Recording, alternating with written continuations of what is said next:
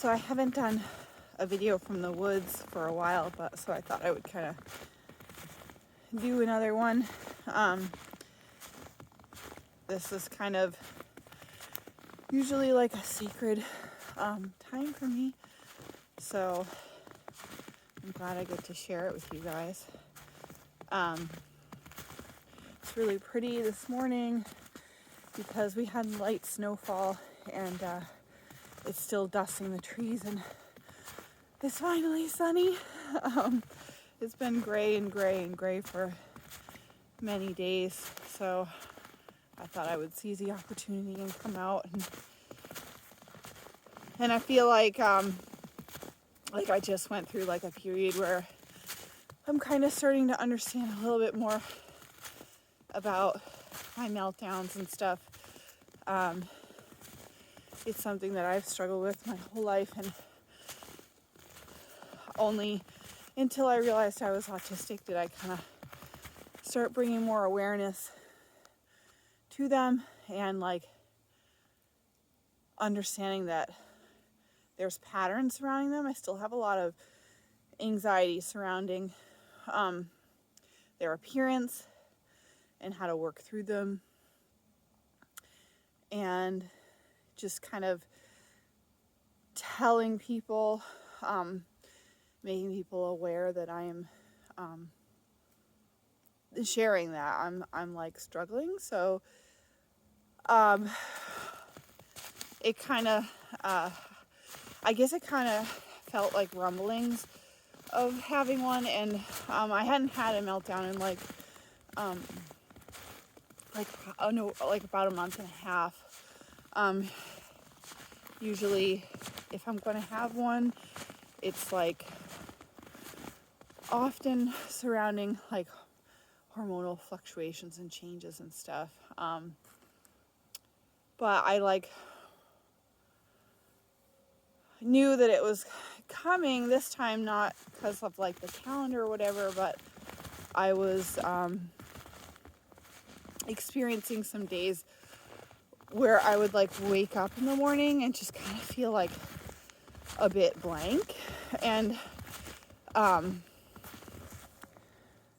I was like, I'm not depressed, like I don't have depression, like I don't not want to do things. I was just kind of feeling like I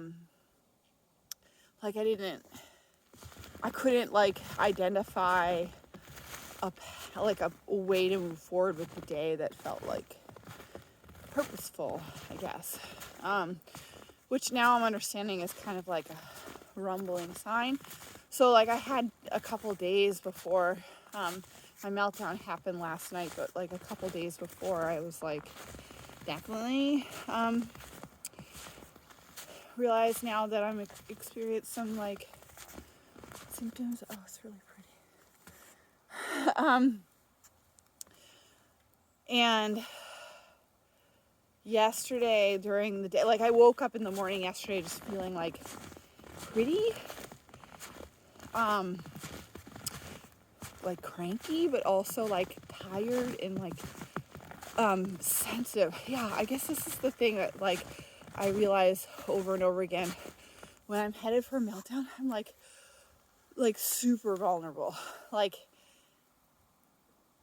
everything. And I realize like it's like sensory but also like emotionally really vulnerable, and it feels weird. Like there's two parts of me, like the logical back part of me that's like kind of goes like, why are you like getting upset about that? That's like illogical. And I think that's like my normal state of being is like this like very rational. So having like a response,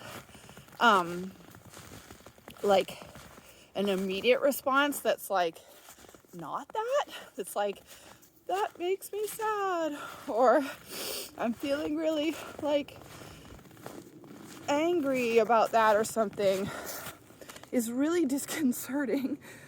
Sorry, I had to put on my glove because my fingers.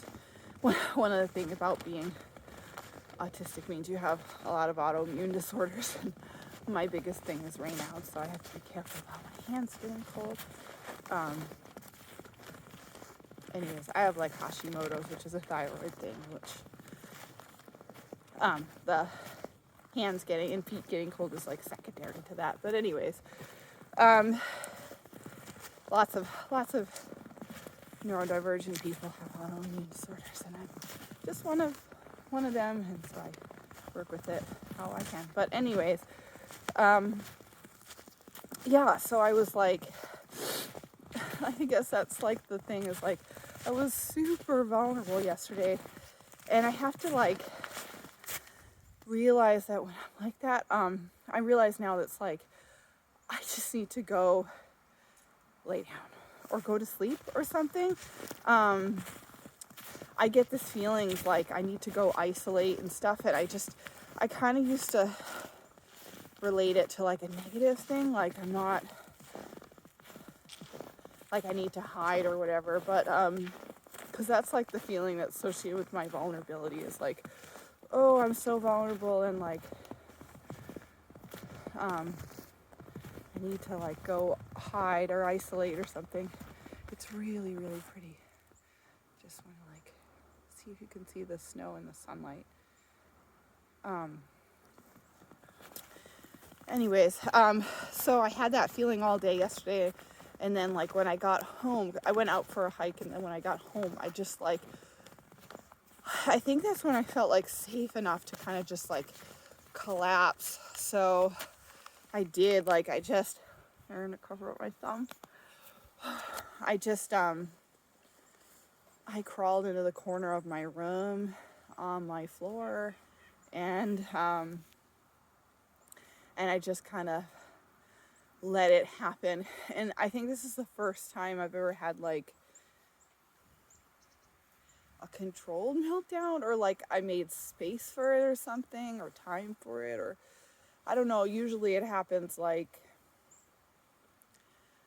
in a way that I don't like,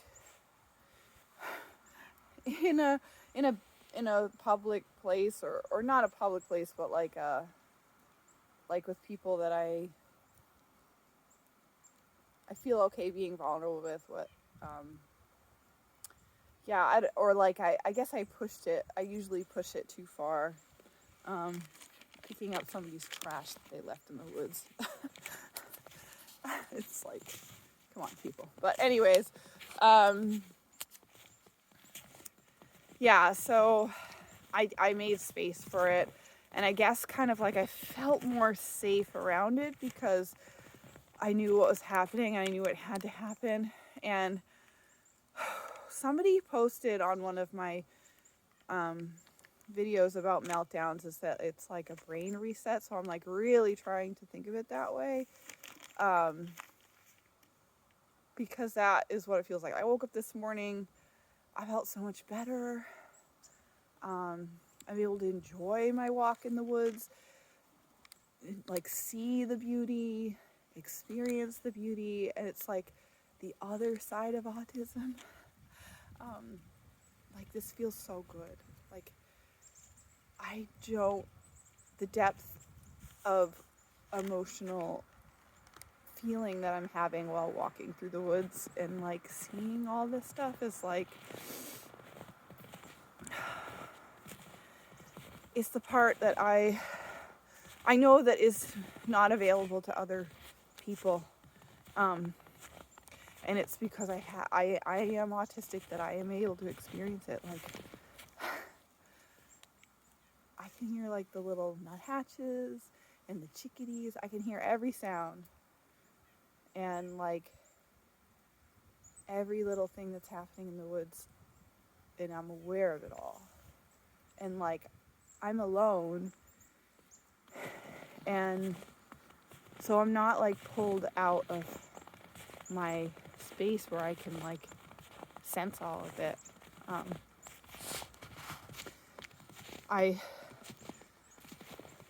I can like be part of it. It's like the only place and the only thing that I can feel so